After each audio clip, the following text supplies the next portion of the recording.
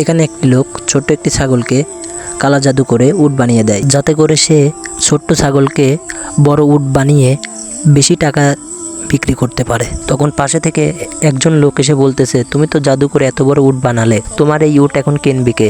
তখন পাশ থেকে কিছু সংখ্যক লোক বলতেছে, চৌধুরী সাহেব এসেছে, তাড়াতাড়ি চলো, চৌধুরী সাহেবই একমাত্র এই উট কিনতে পারে। তখন চৌধুরী সাহেব গাড়ি থেকে নেমে হাটের উদ্দেশ্যে রওনা হলো। তারপর কিছু সংখ্যক গরুর ব্যবসায়ীরা তাদের গরু দেখানোর জন্য চৌধুরী সাহেবকে নিয়ে আসলো।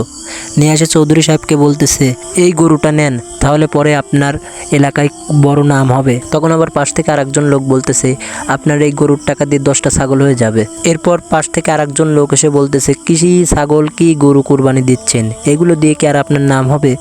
আপনি একটা উট কুরবানি দেন, তাহলে পরে আপনার বড় একটা নাম হবে। এরপর চৌধুরী সাহেবকে তার উটের কাছ নিয়ে আসে। পাশ থেকে দুজন লোক বলল, আপনি উটটা তো কিনলেন, কিন্তু উটটাকে তো নেড়েচেড়ে একবারও দেখলেন না।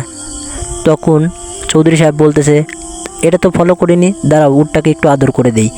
সেই সময় যখনই উটটার উপরে হাত রাখলো, তখনই উটটা ছাগল হয়ে গেল। তখন পাশ থেকে ওই দুজন লোক বলতেছে, এই হারামজাদা কালা জাদু জানে, কালা জাদু করে মানুষকে এইভাবে ঠকায়। তখন চৌধুরী সাহেব বলে, তুই আমার সাথে চালাকি করিস, দাঁড়া তোর আজকে কি আমার আজকে, মার তো আগে।